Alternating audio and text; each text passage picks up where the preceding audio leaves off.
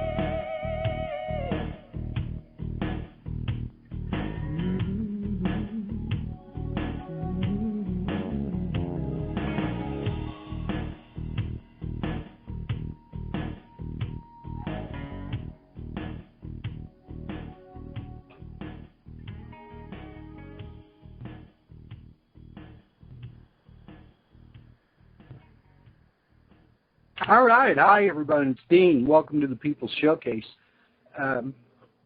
That beautiful voice that you just heard was Alannah Myles, and the record was, or the song was Black Velvet, and that was a history-making song for her. And she's come out with a new album called Black Velvet, and she's put that song on it and added a few new songs.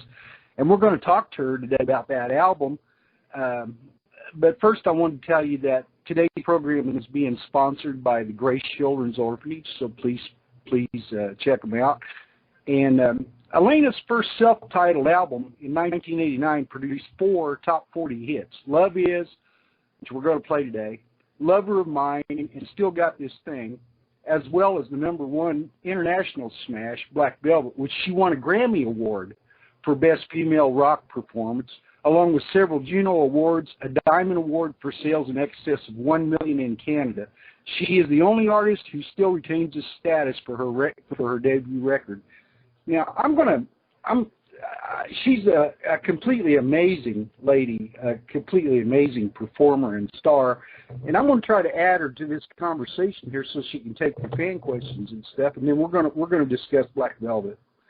So let's see if we can get her on the phone.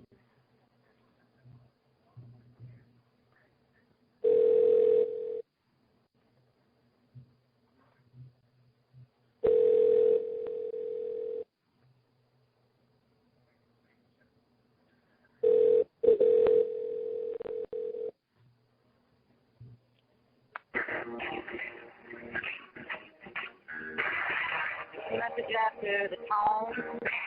I'll call you when I get home. Hello. Oh, hi, Alannah. Hi, Alannah. Alannah, how are you? This is Dean from the People's Showcase. Oh, hi, Dean. How are you? I'm good. We're on live right now, so you can say hi to the listeners if you'd like. Hi, listeners. In case you're wondering, it's Alannah, not Alannah. Yeah, my friend Alannah, I got a friend named Alannah also. I didn't realize I've seen that called Alannah before, so it was new to me. Well, I guess, if you never see me around and my name isn't so as popular as my song, it's not hard to mistake it. I know. The only place I ever get to see you is on TV, and they hardly ever. I haven't seen you recently, so that was. Oh, I've been hiding out in Canada. Well, I don't blame you. It's beautiful up there. Oh. Hey, I got to tell you, it's a really big honor to have you on the show today. Oh, it's a pleasure to be here. Yeah, you're the first Grammy Award winner I've ever had, so it's really kind of overwhelming, actually. But I know you're just. Oh, not really. Yeah, I know you're just a regular girl like everybody else. Maybe I work a little harder than the regular girl, but it's the Grammy I won 20 years ago, and I'm still amazed and grateful that America presented me with such a prestigious honor. Oh, yeah, they love you. I'll tell you what, I first time I ever saw you was on TV, and I thought, oh, my gosh, what a star, I couldn't. Oh, how nice. How nice. How long have you been working on the new album, Velvet? It's been out for a year and a half. It's been out since the beginning of this year in America. Oh, okay. And it's actually, has it been out a year in America? I think it's been out a year in America. And we worked on it for the most part. Well, it took a while, took about 2 years to record it. A year of waiting around, sending my lawyer around to shop for a deal for it, because times changed. Record companies are not open to an independent artist making a very expensive record. They want to have some say in it. Absolutely. So I got it signed to an independent label in Canada, and they offer it for sale on my website and on their website. I don't know how much advertising I'm getting because it's an indie deal, but they have it. We provide it in as many links as we can where my name is associated for people to buy if they want it. But it's not the same as being with a label where they have unlimited funds to advertise. When I saw Katie Lang had a best of record just after Christmas, and I saw how incredibly they were promoting it and the money they were spending on TV commercials and this and that. And I thought, well, there's the difference between a major label and an indie label. Oh yeah, there's a big, people, yeah. If you want to sell records, you got to spend money. Yeah, exactly. Yeah. And I'm not with a label that has that kind of money to spend. So that's fine. Welcome to the new day. I'm still the boss of me, but not a very well selling me. Well, we'll see if we can get you a few listeners from this show. But could you mention the website where they can buy the album in Canada? Because I don't think I have it on your show page. Well, if they were to Google me, my website would come up as Alannah Myles. All you need to do is spell it ALANNAH, M as in mother, YLES as in Sam, .com. And if they went to the site, they can purchase the album from that site. The site is very clear, and it will direct them. Oh, okay. So I've got that one. I've got that one on your show page, so they can read your show description and get those addresses then to buy the album and stuff. Now, there's a burning question I've always had ever since 1989, and I just got to ask while you're on the phone. All right. What was the inspiration? That Black Velvet made musical history as far as I'm concerned. That song's going to go on into the next history and the next and the next, I'm sure of it. Well, you're lips to God's ears, but I don't really understand why, but I think I stopped asking why a long time ago. Yeah. Well, my burning question is what was your inspiration behind that song? I know you wrote it. When did you write it? In 1989? It wasn't written. It was written for me by the writer. For you. Yes, it was written by Christian. It was written by the gentleman who wrote a lot of the songs on my first and second and third. He's written a lot of songs in my repertoire. He's one of my favorite songwriters, Christopher Ward. He was producing a special on Elvis Presley, and he went down for the special up in Canada.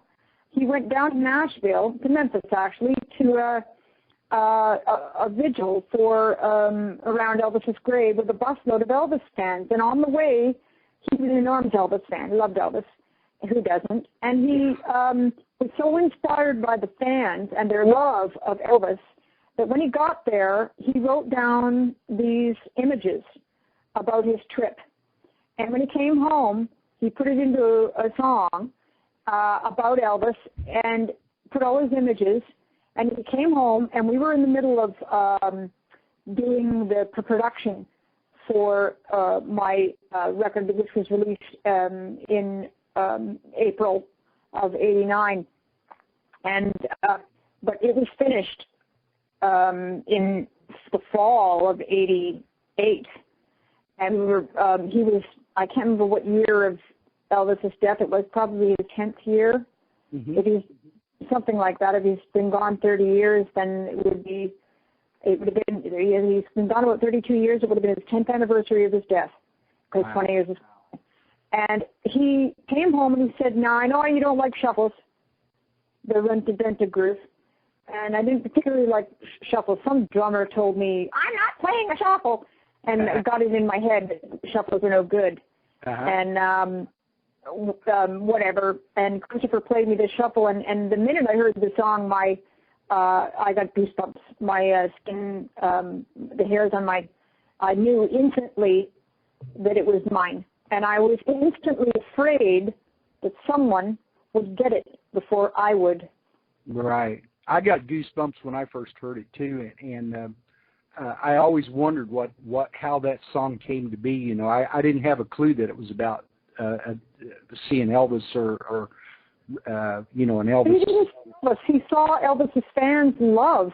They were, all worshiping around his gravesite, and he went down with a busload of fans. And then when he got there, he wrote this beautiful, beautiful imagery.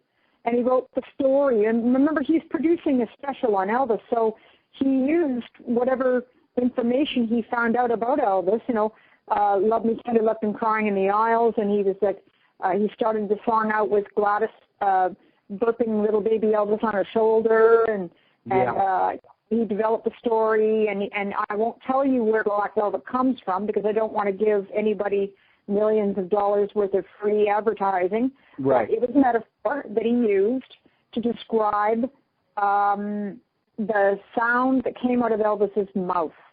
Wow. And it was like the sound of the deep, dark South. It was like a black man from the deep, dark, the soul of a black man. Elvis had the soul of a black man that was like black velvet. And he wrote this beautiful story without really laying claim. A lot of people don't know what that song is about. If you really listen, you'd have to be a fool not to know what it's about because it says, "Love Me Tender, Left Him Crying in the Aisles." Right. But you really have to be an Elvis fan to get it. Mm-hmm. So they're mystifying words. They're quite lovely, and to this day, I think one of the most rarefied features of the song is the fact that it doesn't beat its chest and say, I'm about Elvis, because it's so poetic. It's so full of imagery. It's a beautifully written song. Absolutely. It has remained one of my favorite songs over the years, and it will continue to. And now it has a new special meaning to me, too, Nice. Well, you and millions of others, I can't go anywhere in the world where they don't know that song, and I'm honored. I think it's like, what a beautiful gift to be given. It's not clear exactly why people have such a love for it, whether it's my singing it or the song. I think it's a combination of all of the above. The fact that I sang the song like it was my own. I told a story, it's sung very sensually, and it's about a beautiful man, and it's a beautiful story with really lovely words, and it to a sexy groove. I think the producer had a great deal to do with why it's a success, because it was produced so well. It's a very seductive groove. Absolutely, and you're right. It's a combination. You put a unique perspective on that. And well, I asked myself, why do other songs not stand that same test of time? And it's a combination of reasons. Yep. And it's also, it's also a gift from God. You can't, you can't analyze a gift that comes from the higher power. You can't analyze why you're given it or why it happened. All you can do is say thank you. Yeah, absolutely right. You nailed it right on the head. That it's a gift from God. I love the song, and I always will. Now, Trouble. You've got a new song, Trouble. Has it been published yet? Well, it's on a record, so yes, of course, it's published. Okay, it's on the Black Velvet album. Yes, it's the last song on my current record called Black Velvet, and the song is called Trouble, and it's a song about the 7 deadly sins. It's about the crossroads that one reaches, or at least the person who's singing the song. I wrote it, but it with 2 other writers from Nashville, and it was my lyric and my idea, and I sang it with this famous songwriting guy. Oh God, I'll forget his name if I'm not careful. Hold on. Neil. His name escapes me for the moment. Oh, that's terrible. No, my computer was on. I could look it up, and I wouldn't embarrass myself. Amazingly talented and well-known songwriter, and he played this amazing guitar. Now it's going to drive me nuts. Tell me what to look for, and I'll look for it. I don't know what other songs he's written for other people, but some of the country stars. He's a country songwriter. Lives in Nashville. His name's Neil.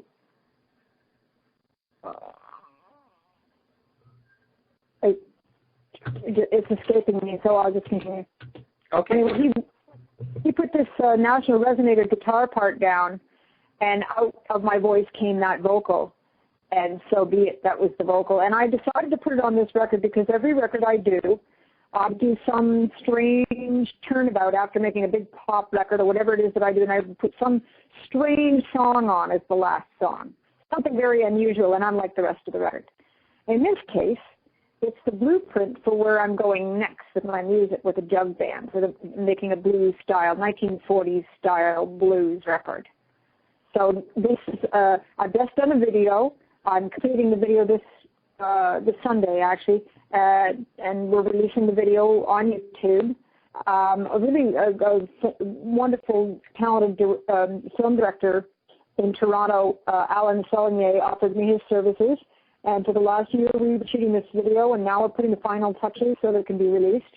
And just for fun, because it's a single, because it, might get people paying attention, and I'm out there singing it. I was just in Germany. I did it on a multi-million viewing German TV show along with Black Velvet. So I'm getting out and singing the song. People love it. They just love that song. So you never know. It is a nice follow-up to Black Velvet, and it's also a nice introduction to the kind of music where I'm going next, which is more acoustic style or certainly more blues. It's more authentic, feel authentic,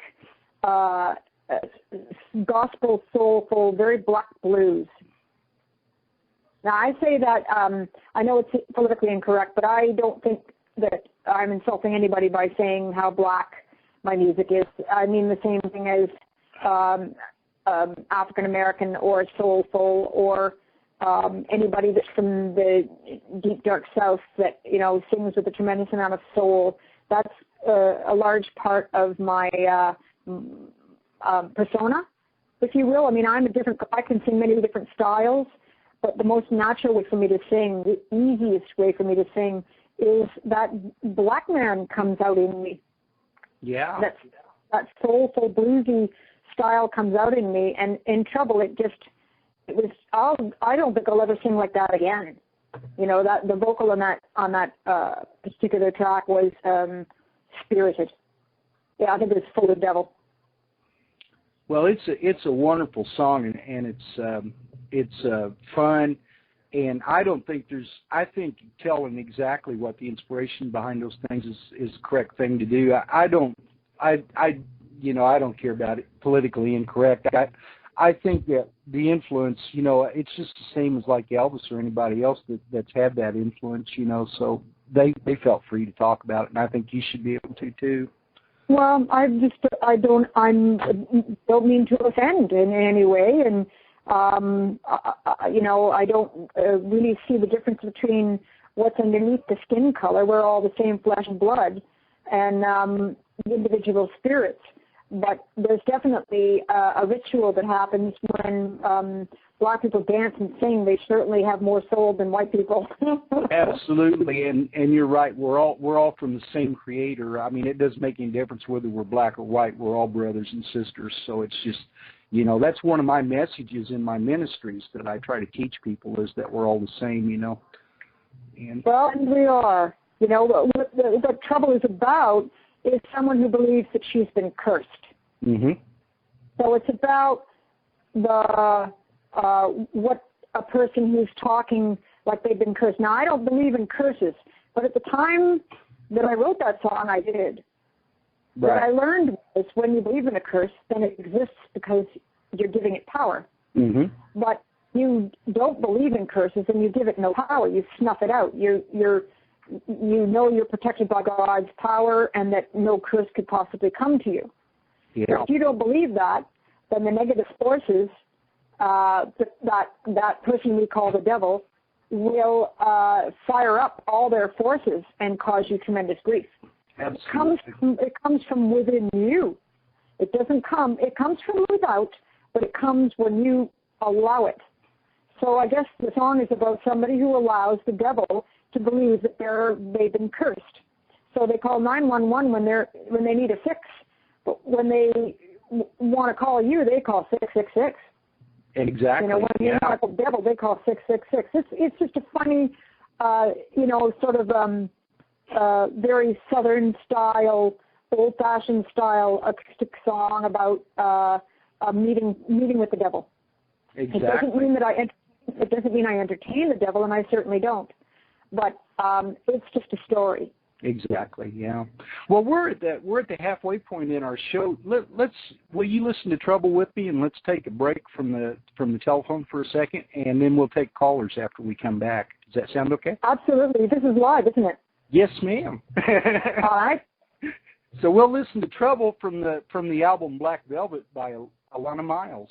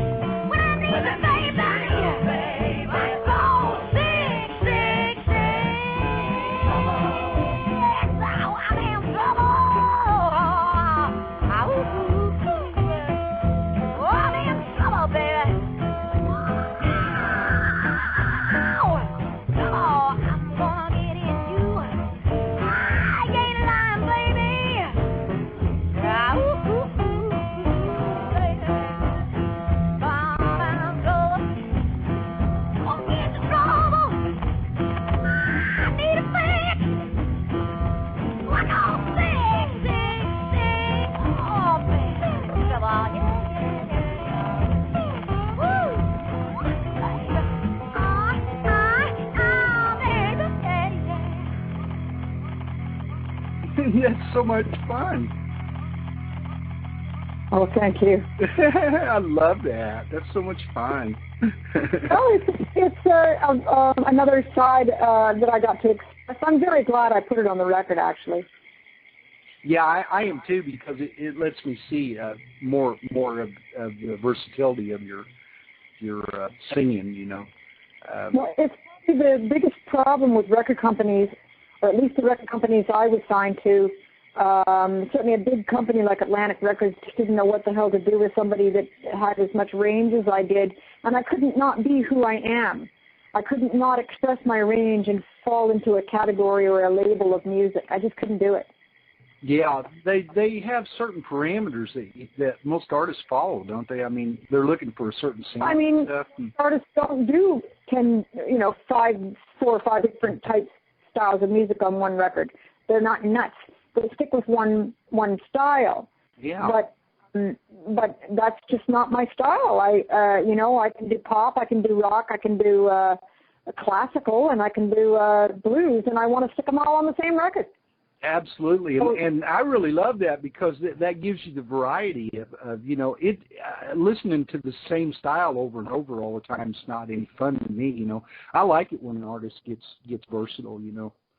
Not many do, and as a result, it confuses people. There are people that find out 20 years later that I was the same girl that sang Black Velvet, that sang Love of Mine or A Song Instead of a Kiss, because they just don't recognize the style. So it does confuse people, but I cannot help being anybody other than who I am.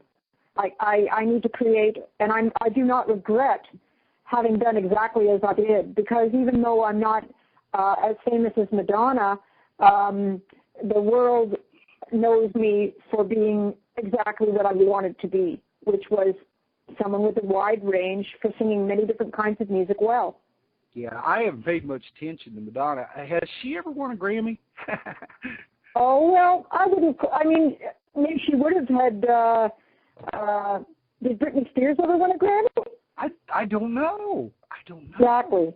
I mean, you can't really judge a person based on that. I think Madonna was very, very talented, and I think she wrote great songs.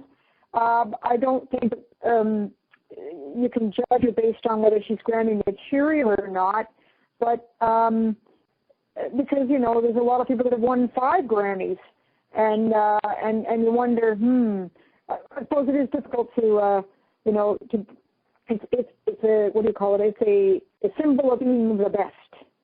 Absolutely, yeah. That's why it's so overwhelming just to think that I was able to host you today, because I thought, oh my gosh, she's won a Grammy. But you asked, and this is what you do. I know. So we need each other. I need you to put the word out, and you need me to talk about what it is I do. Exactly. Yeah. One of the chat room guests said, yes, Madonna and Spears have won Grammys. So I didn't know that. So there you go. There we go. I must. I've forgotten his name again. Hold on.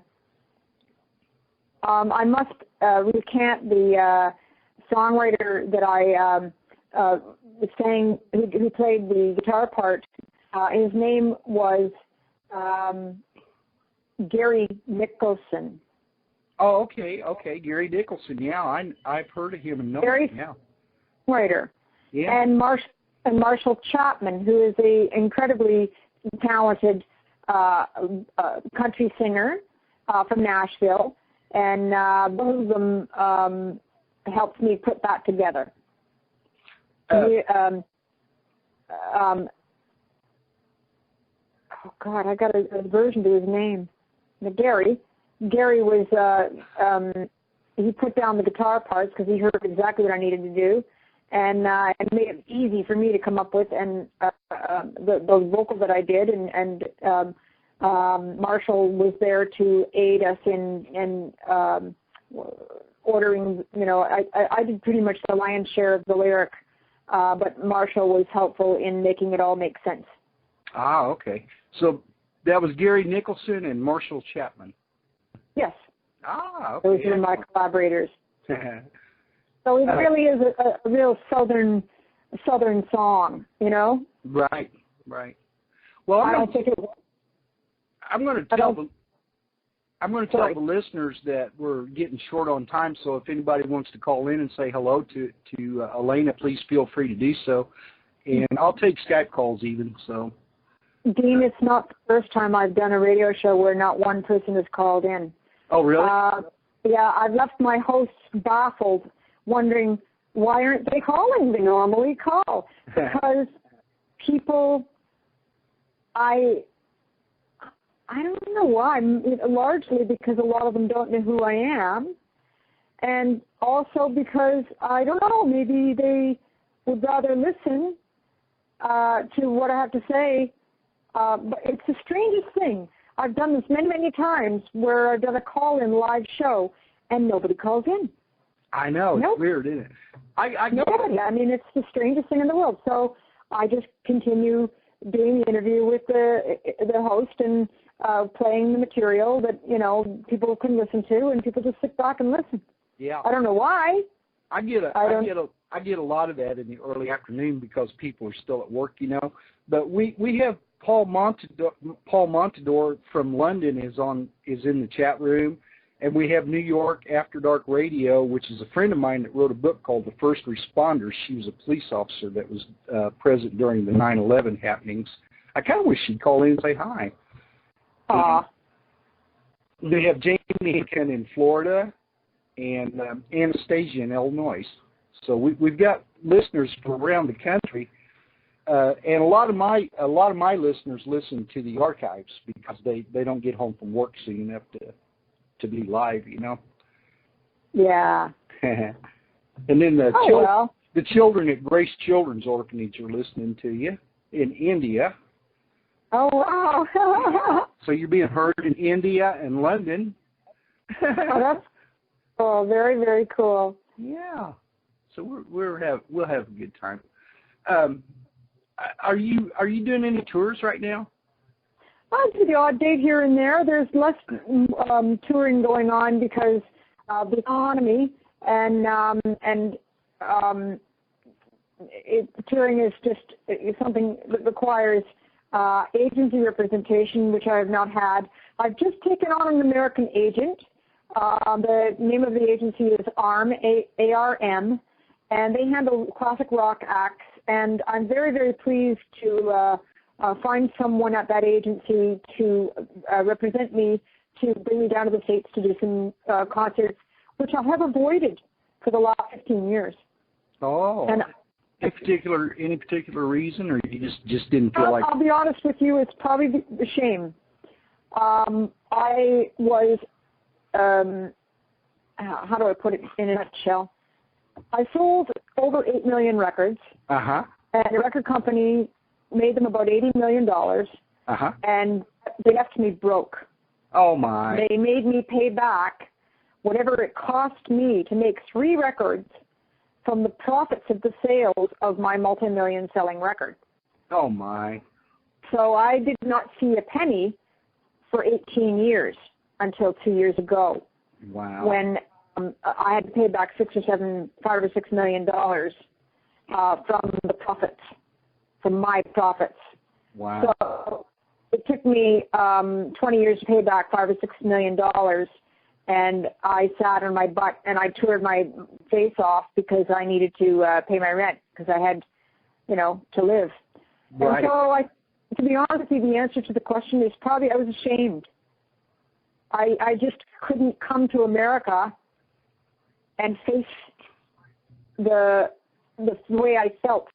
I felt like I'd been victimized. I felt like I'd been ripped off. I felt, and it's not a new story. It's happened to many, many, many other people. Yeah, that's what I was getting ready to say. There's been so many people that's happened to. It's unbelievable that companies would. So I basically shrunk away. I went back to Canada and I said, that's fine. I continued to make records, but I just shrunk away from America, which was crazy.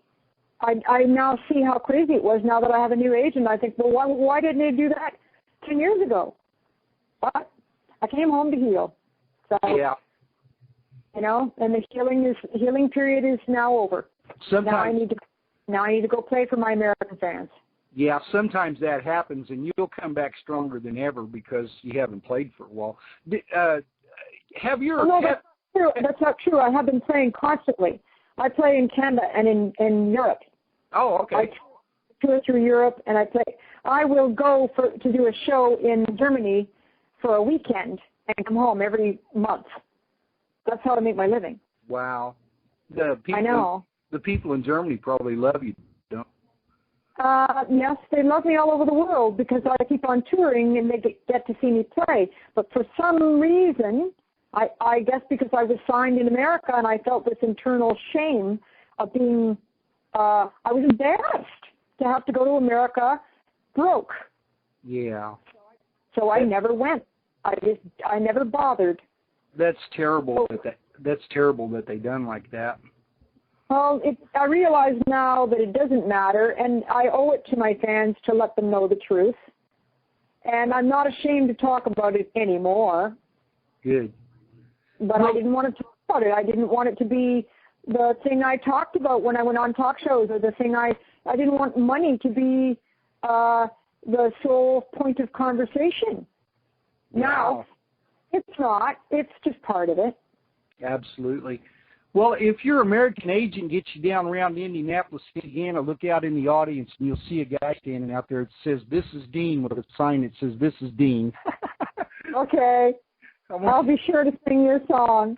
I want you to come to Indianapolis so I can see you live. Well, the agent is in Minneapolis. Minneapolis? Yeah. Yeah, that's where they are. And I'm going to get down that way sometime so the agents can come out and see me. But they're just, I've just acquired the agent at a late time. It would have been better if I'd acquired the agent back in November or to book me for summer. But, I probably will start seeing some work in the States by late summer or fall. Oh, that's excellent. That's excellent. Yeah. I'm excited about it because I really want to come to the States. I'm ready now. I really am. Yeah. Well, we'll be glad to see you because we've been missing you. I thought you weren't even turned. I didn't know you were doing stuff in Germany and places like that. I tour all over the world. I have German clients that will take me to Brazil, or I did a tour last year all through Europe. So I played clubs in England and Scotland and Denmark and Austria, Switzerland. I'll do a concert in Sweden. I went to Sweden last year, and I play concerts all over the world. Yeah. But I just never found myself in America. And another one of the reasons was because you need a work permit. I don't need a work permit to work anywhere else in the world but America, and yet I'm right next door. I know. It's really weird. Paul from London wants to know if you've got any upcoming UK shows. He wants to know if you're going to be in the UK. I'm not going to be there that I know. I'm not going to be there anytime soon. Okay.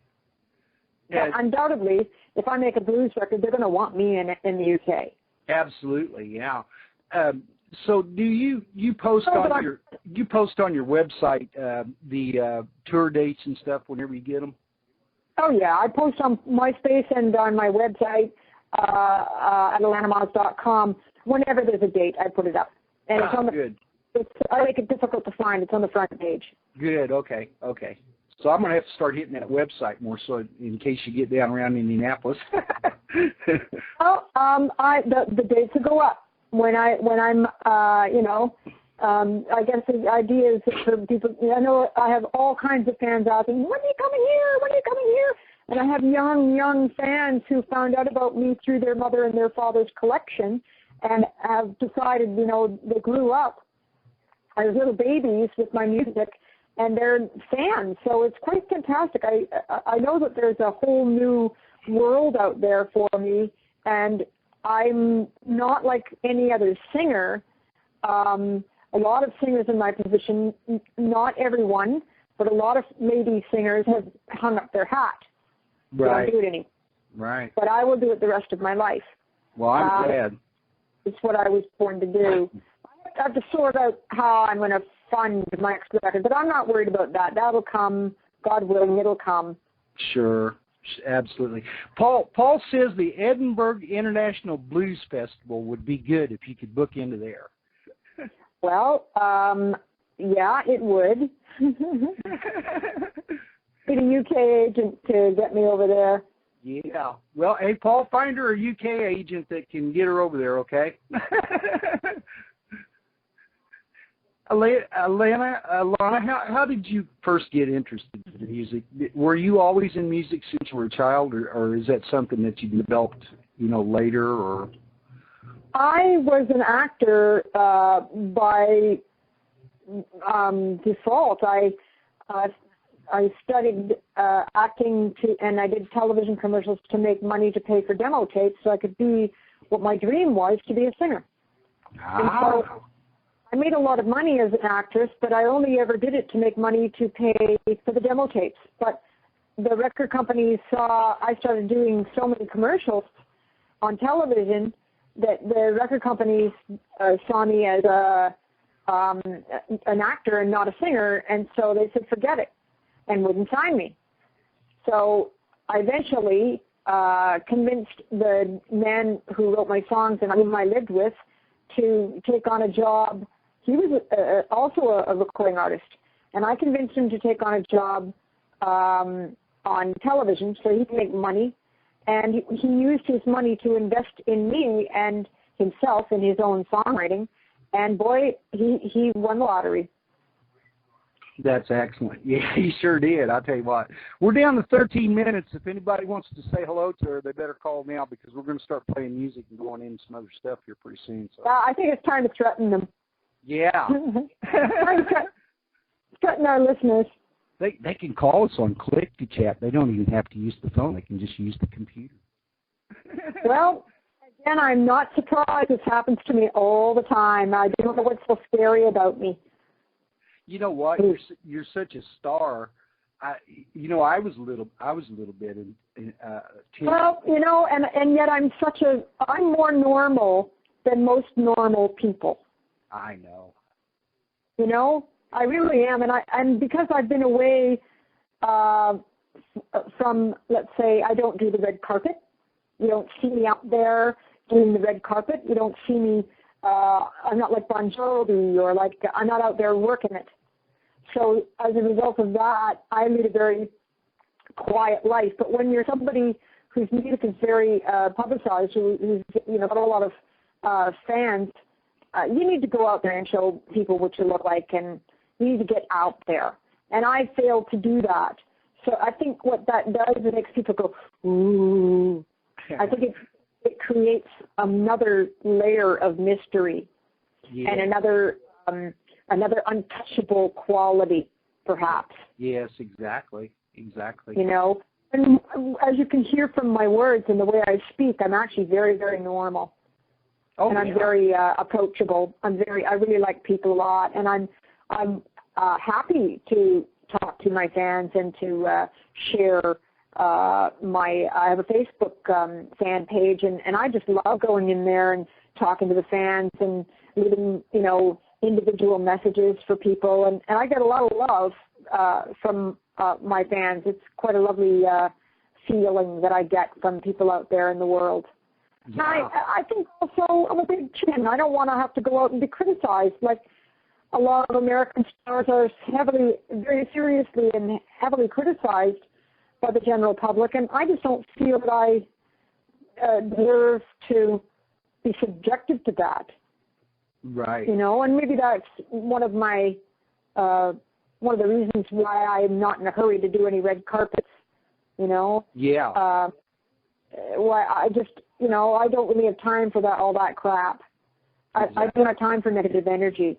Yeah. But I have to get over it because I am a public figure, and my music is celebrated by millions all over the world. So, and particularly in America, because I make American-styled music.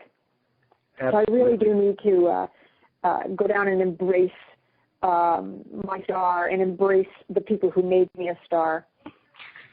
Absolutely, yeah. We want you to come. We want you in America, so get here. Well, I know they do. They're loving and they're inviting, and I really need to kick myself in the butt and get there.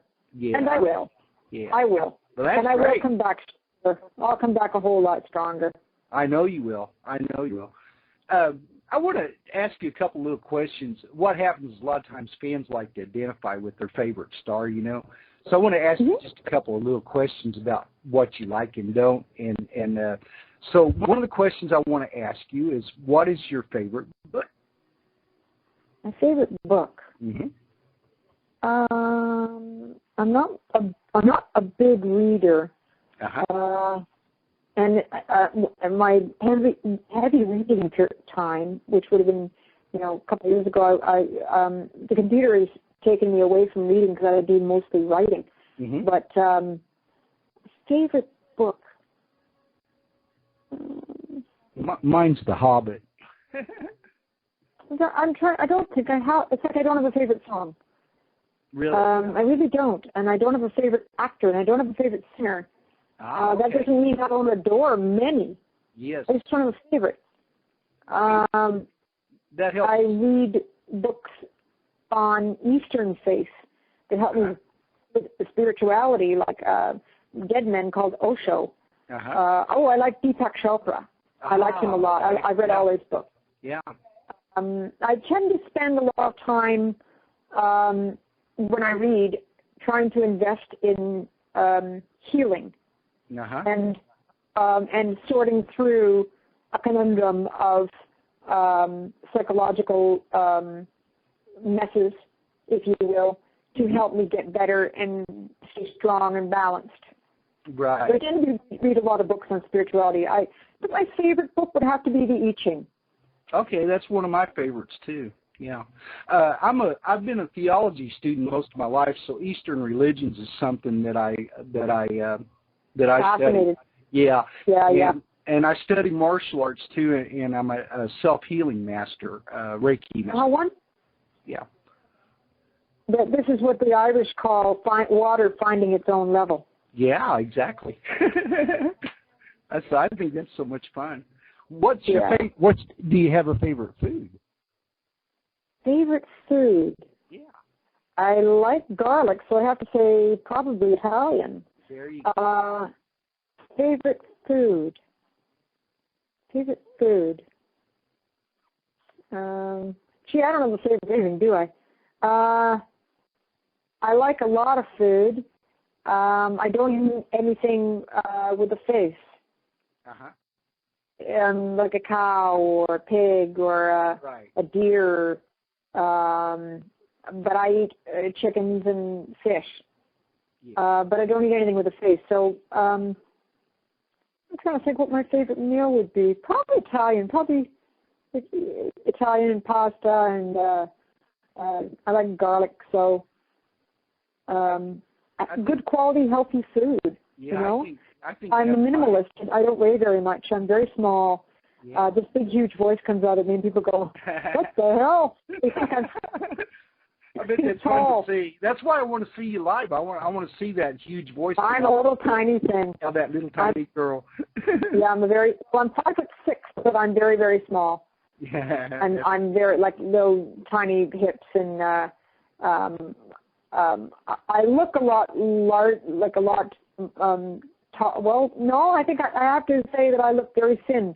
I've sit there for a while. I had an injury to my spine, and I've been fighting like mad to keep myself out of a wheelchair. And I've used my faith in God to help me heal, as opposed to accepting Western medicine and scientific medicine. You talk about water finding its own level. I'm in exactly the same position. They want me to have a surgery to have mine fixed, and I'm refusing. I don't believe that. I'm not a Scientologist, and sometimes you need a surgery. Period.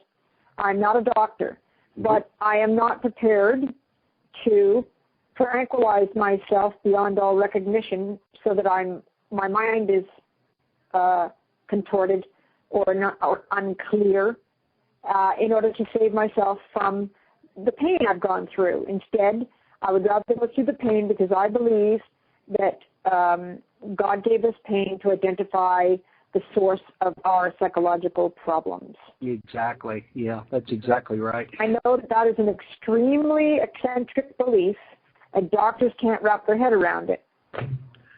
All right, we're down to 5 minutes. I got a personal question I wanted to ask you. I wanted to know if you have any favorite charities that you would like for people to look at and help you support. Well, I think probably anything that has to do with children, the welfare of children, both psychological and internationally.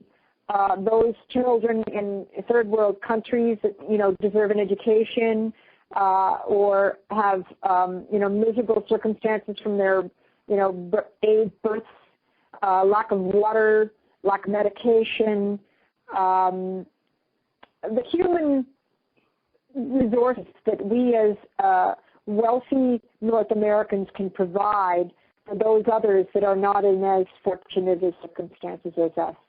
Absolutely. I have an orphanage in India that I direct, and people don't realize, but it costs us 25 cents a day to feed the children, and they eat rice and vegetables.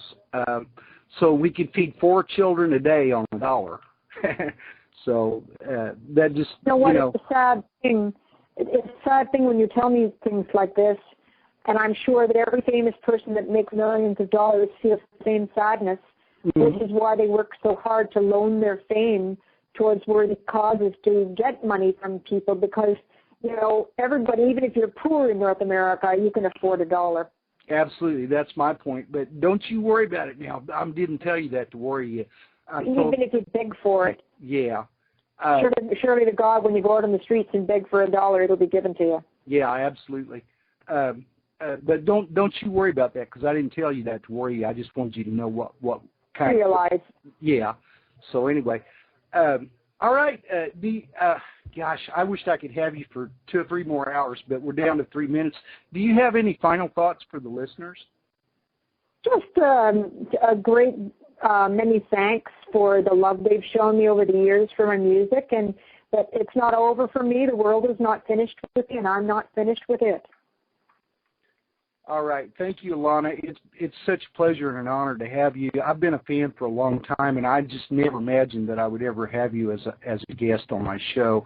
We're going to end the show with Love Is, and I hope you've had fun, and I hope at some point you'll come back and do another broadcast with me. I'd be more than happy to, Dean. Thank you ever so much for your lovely pleasantries and your wonderful spirit. Well, it's easy to do when I'm talking to such a wonderful person. Thank you so much. Thanks. And this is Love Is from the Black Velvet album.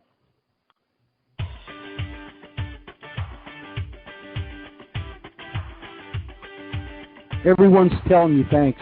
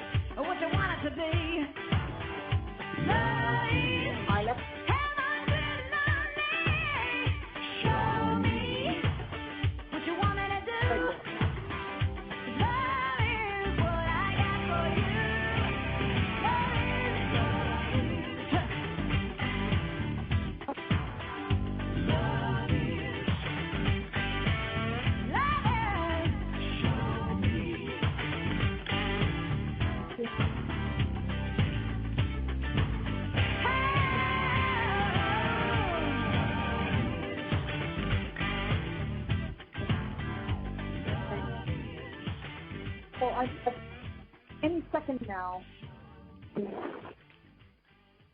Alannah, are you still on the line? Yeah, I didn't want to be rude. I do have to go though. Yeah, the show's not streaming, but we're archiving. I just wanted to tell you and Christian, you guys have my love and admiration, and thank you so much. Oh, thank you. Yeah, I love Christian. He's a great guy. Oh, he takes good care of me. Absolutely. Thank you so Right much. on. Thank you so much, and I'm going to hang up. I appreciate you being on the show, and like I said, I hope you can come back sometime. Thanks so much, Dean. Bye, love. Bye, love.